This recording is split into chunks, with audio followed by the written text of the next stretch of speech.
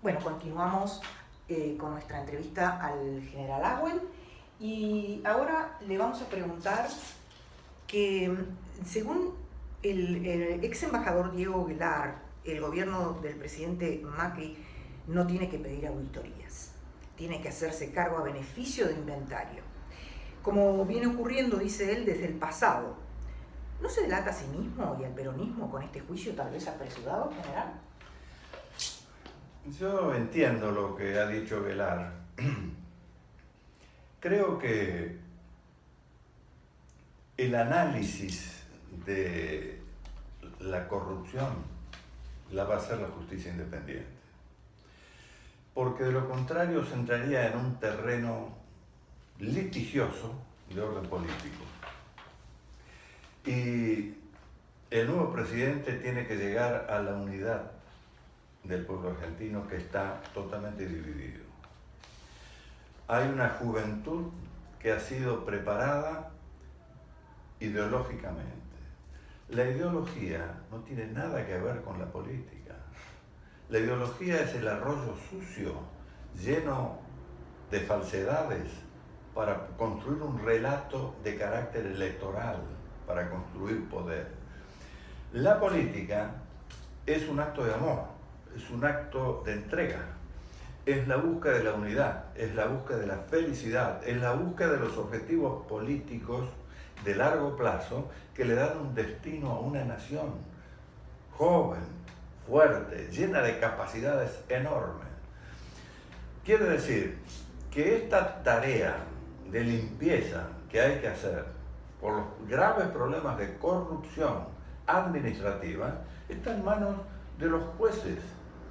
Si hay jueces corruptos, está el Consejo de la Magistratura, están los ciudadanos que dirán: ese señor no está cumpliendo con la ley, es un prevaricador, razón por la cual que sea llevado a la justicia, el camino es el juicio político, y que sea expulsado, que es una manzana podrida, en una institución sagrada, porque juega con la libertad de los hombres.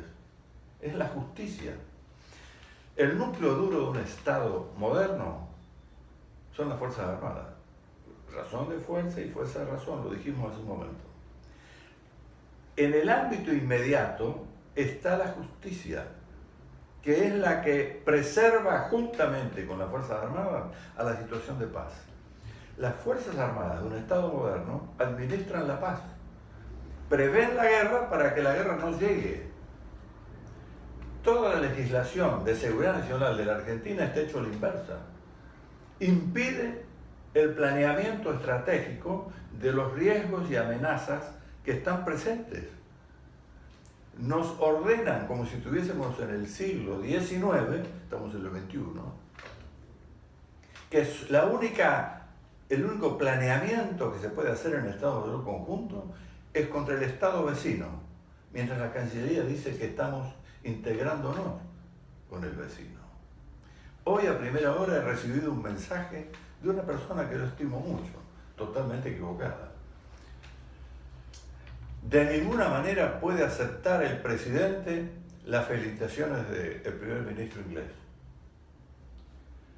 Y yo les contesté, digo, si el primer ministro inglés abre comunicación y me felicita y dice que tenemos que entendernos, yo inmediatamente le contesto que sí, porque quiero la paz y no la guerra, y quiero negociar la soberanía de Malvinas. Exactamente. Es el camino.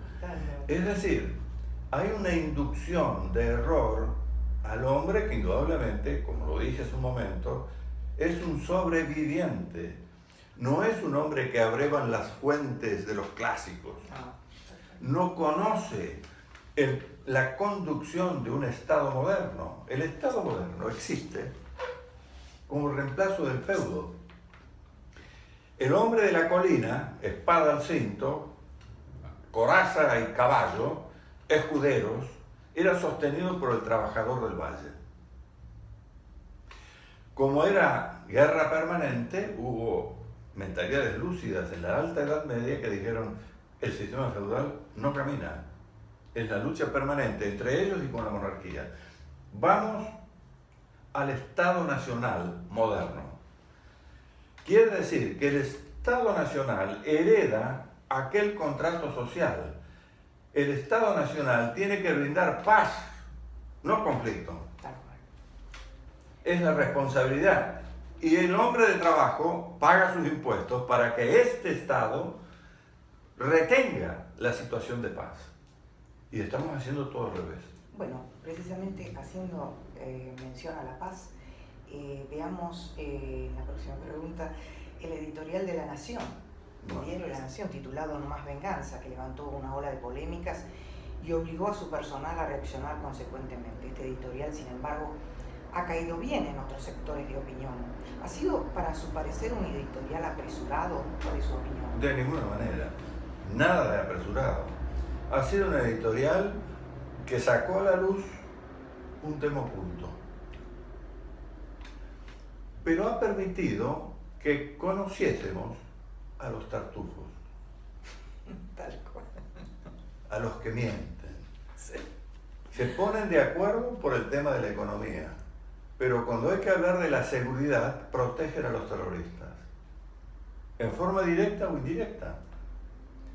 Es algo que no se entiende. Los señores que se rasgan las vestiduras por el hecho reciente de París, no entienden que eso aquí ocurrió durante 30 años. Exactamente. Con un promedio de 4 muertos por día en los años más duros. Qué importante que lo diga, mire, porque eso es lo que pasa. Entonces, yo les pido una reflexión a estos señores, que algunos de ellos vienen de las organizaciones armadas o vienen de los simpatizantes de las organizaciones armadas y que luego se enojaron con el gobierno por problemas de trabajo y cambiaron el discurso. Bueno, pero cuando llegamos a este punto, el viejo corazoncito aflora. Y acá hay que decir toda la verdad, no una verdad a medias. Esa guerra la abrió un gobierno constitucional. La abrió en forma totalmente defectuosa, con un decreto de aniquilamiento, frente a un tipo de guerra donde no existe el aniquilamiento. Es decir, errores conceptuales gravísimos.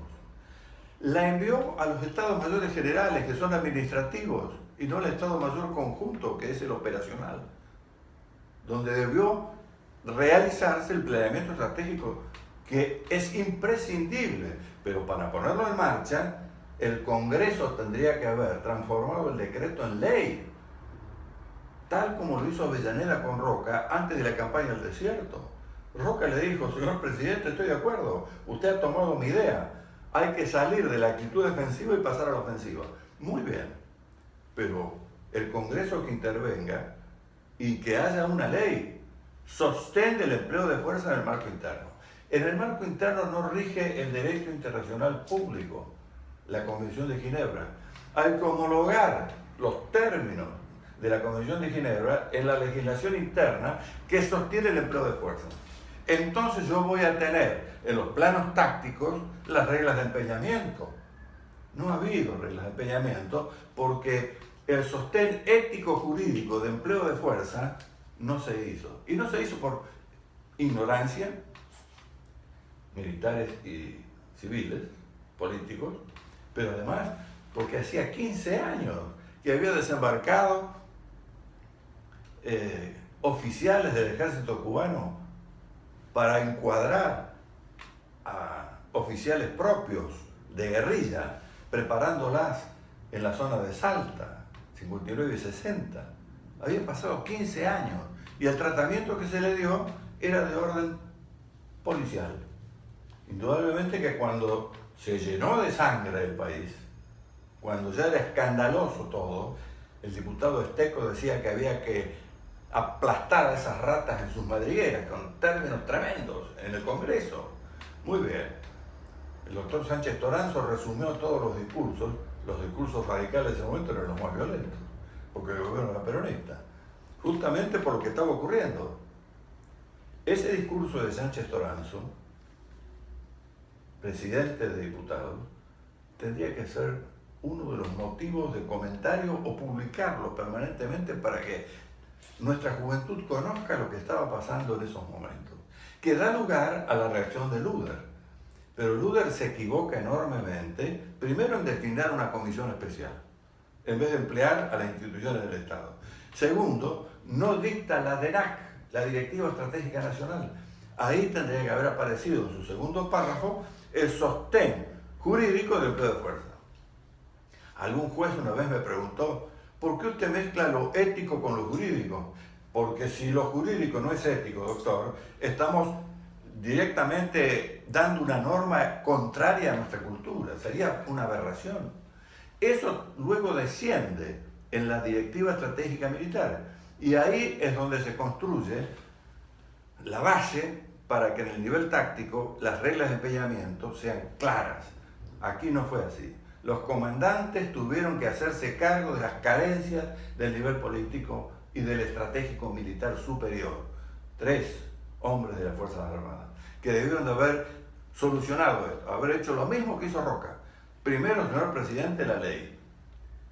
Más tarde, Irigoyen lo manda al teniente coronel Varela en la Patagonia.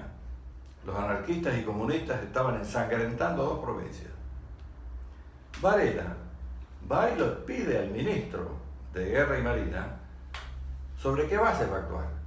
Le dice, no lo sé, no tengo ninguna directiva. Vaya a verlo al presidente. Y el presidente lo abraza y le dice, vaya y cumpla con su deber. ¿En qué terminó? Cuando Varela vuelve, es muerto en la puerta de su casa por un anarquista. Esa experiencia debió calar hondo en la conducción argentina. Son cosas olvidadas. Y esto hoy vuelve a la memoria porque tenemos una gran oportunidad para que el Estado fallido que está ahí en el horizonte para la Argentina se recupere y vuelva institucionalmente a fortificarse. Es el instrumento indispensable para poder avanzar. Hacemos otra pequeña pausita. Pero, ¿cómo no?